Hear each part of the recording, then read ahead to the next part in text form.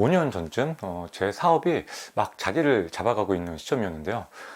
점장을 하던 동생 하나가 어느 날 갑자기 퇴사를 하겠다고 하더라고요. 이 점장은 제가 사업하기 전부터 원래 알던 동생이었어요. 항상 제 편이 되어주고 일도 잘했고 인재라서 퇴사한다고 하니까 굉장히 아쉬웠던 기억이 납니다. 왜 퇴사를 하냐 물었더니 아는 형 중에 부자 형이 있는데 그 형이 투자를 해주기로 했다는 거예요. 그 동생도 언젠가는 매장 여러 개를 운영하면서 사업을 하는 게 목표였던지라 일단 너무 잘 됐다고 축하를 해줬죠.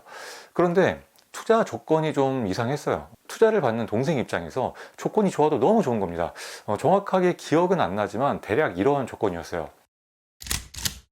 프랜차이즈 호프집을 창업할 예정인데 아는 형은 장사에 전혀 관여하지 않고요.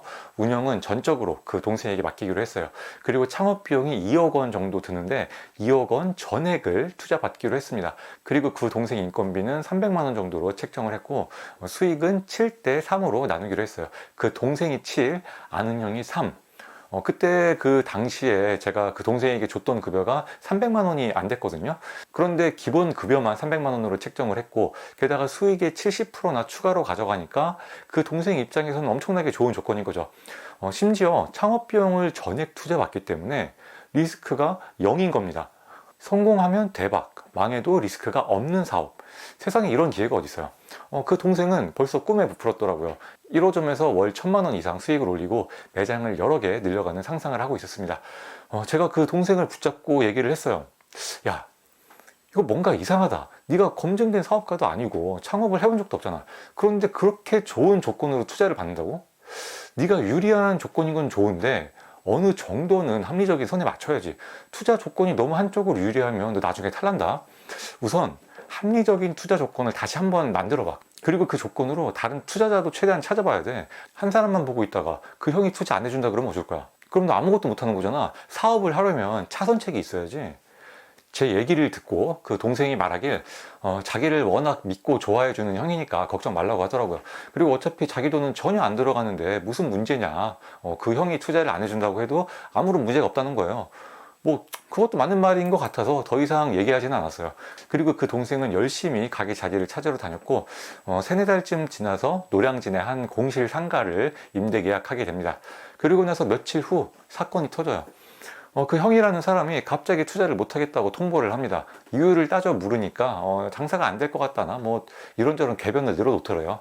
그 동생이 어떻게 그럴 수 있냐 막 몰아붙이니까 결국 하는 말이 엄마가 투자를 못하게 했대요. 부자 형이 아니라 엄마가 부자인 형이었던 거죠. 뭐 씁쓸하지만 어쨌든 그 동생이 금전적으로 손해본 건 없잖아요. 그래서 그냥 그 동생에게 좋게 얘기를 해줬습니다. 야, 그래도 그런 사람이랑 사업 안 하고 진작에 파토난 걸 다행으로 생각하자. 그런데 이 동생이 상가 계약금 1000만 원을 자기 돈으로 냈다고 하더라고요. 나중에 잔금 치를 때 그 형한테 받기로 했다고요. 답답한 일이긴 했지만 다행히도 상가 계약금을 온전히 돌려받았어요. 더 큰 문제는 다음인데요. 창업을 하기로 마음먹은 이상 이게 또 쉽게 포기가 안 되거든요. 돈은 없고 창업은 해야 되겠고 이렇게 되면 막 조바심이 생기기 마련입니다. 결국 이 동생은 그동안 모아놓은 돈에 대출까지 더 받아서 프랜차이즈 이자카야를 창업하게 됩니다. 돈이 부족하니까 가장 저렴하게 오픈할 수 있는 프랜차이즈를 선택해서 후미진 골목길에 조그맣게 창업을 했어요. 그래도 다행히 진짜 싸게 창업을 하긴 했어요. 점포 비용까지 합해서 총 5천만 원도 채 안 들었으니까요. 그런데 그렇게 코너에 몰려서 급하게 차린 가게가 잘 될 리가 있겠냐고요. 어떤 날은 손님 2팀 받은 날도 있다고 하더라고요. 심지어 그 프랜차이즈 본사도 몇 달 안 돼서 망했어요. 그렇게 그 동생의 첫 장사는 도저히 답이 없어서 6개월 만에 정리를 했습니다. 그리고 심기일전에서 디저트 카페 창업을 다시 하게 됩니다. 이번에는 프랜차이즈를 하지 않고 자기 브랜드를 만들었어요. 이 동생이 근데 진짜 열심히는 하더라고요. 가게 자리도 이번에 싸고 좋은 데로 잘 잡았고 커피랑 디저트도 다 맛있고 신메뉴도 많이 개발을 했고요. 고객에게 또 워낙 싹싹하게 응대를 잘 하다 보니까 장사가 제법 잘 됐어요. 그 동생이 죽도록 일하긴 했지만 매달 700만 원 이상은 남았습니다. 그 돈을 거의 하나도 안 쓰고 다 모아서 1년 만에 또 작은 가게를 하나 창업할 수 있는 돈을 모았어요. 그렇게 바로 2호점을 오픈했는데 문제는 그 지점에 자기 여자친구를 점장으로 보낸 겁니다. 그 여자친구는 1호점의 알바생이었거든요. 사장과 알바 사이였는데 그 동생이 고백을 해서 사귀는 중이었던 거죠. 제가 또 물어봤습니다. 야, 이번에도 좀 뭔가 이상하잖아. 너 안 그래도 여자친구랑 같이 일하면서 맨날 싸우는데 점장으로 보내면 통제가 되겠어? 그 동생 얘기가 그래서 2호점으로 보내는 거라고 하더라고요. 매일 붙어 있어서 싸우는 거니까 떨어져서 일하는 게 낫다. 그리고 여자친구가 워낙 일도 잘하는 데다가 곧 결혼할 사이니까 믿고 맡길 수 있다. 그러는 거예요. 야, 그래도 혹시 여자친구랑 헤어지면 어떻게 할 거야? 그럼 2호점은 완전히 마비되는 거잖아. 너무 100% 확신하지는 말고 여자친구가 없는 상황도 미리 생각해서 대비를 해야 돼. 차선책이 있어야지. 너무 한 사람한테 의지하면 탈난다. 결혼할 사이라는데 뭐 더 이상 제가 깊게 얘기하지는 못하겠더라고요. 그렇게 2호점을 오픈하고 거기는 장사가 잘 되진 않았는데 그래도 그 동생 여자친구가 워낙 일도 잘하고 열심히 하니까 희망이 있지 않을까 기대는 됐습니다. 그런데 몇 달이 지나서 보니까 이 동생이 엄청 힘들어 하더라고요. 차라리 예전에 같이 일할 때는 싸워서 여자친구가 안 나오면 그냥 자기가 죽도록 일하면 됐는데 이제는 그게 안 되는 겁니다. 게다가 그 카페가 디저트 종류도 많고 만들기도 어려워서 일반적인 카페보다 업무 난이도가 훨씬 높았거든요. 여자친구가 없으면 2호점이 안 돌아가요. 그러니까 그 동생이 사장으로서 할 말도 못하고 그냥 끙끙 앓는 겁니다. 이런 관계는 연인으로서도 직원으로서도 오래 가기가 어렵죠. 결국 6개월 만에 대판 싸우고 여자친구는 다음날 바로 무단결근을 해요. 한동안 그 동생이 1호점, 2호점 왔다 갔다 하면서 근근히 버티다가 결국 2호점은 폐점하고 말았습니다. 그 후에도 다시 2호점을 창업하고자 하는 노력은 계속되었는데요. 결국 사람이 문제였습니다. 2호점 상가 계약을 앞두고 몇 번을 취소했는지 몰라요. 믿을 만한 직원이 있었는데 갑자기 그만둔다거나 지인 중에 점장을 맡기로 한 사람이 갑자기 못한다고 한다거나 자꾸 파토가 나는 거예요. 아마도 이 동생이 여자친구한테 크게 데이고 나서 너무 신중에 신중을 기하는 것 같더라고요. 그 동생 말로는 사람들이 의리가 없다, 약속을 안 지키고 도망간다 이렇게 얘기를 하기는 하는데 제가 볼 때는 점장 될 사람에게 너 아니면 안 된다, 네가 잘해줘야 된다 막 이렇게 너무 부담감을 주니까 그 사람들이 도망가는 거 아닌가 싶더라고요. 결국 이 동생은 다시는 2호점을 창업하지 못했고요. 고향 강원도로 가서 새로운 카페를 좀 더 크게 운영해 보겠다면서 1호점도 팔고 떠났습니다.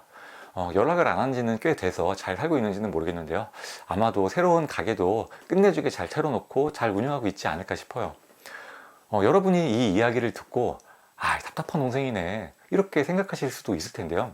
사실 사람에게 의지를 너무 많이 해서 사업이 진행되지 않는 경우는 매우 흔합니다. 이 동생이 특이 케이스가 아니고요. 이런 분들 진짜 많습니다.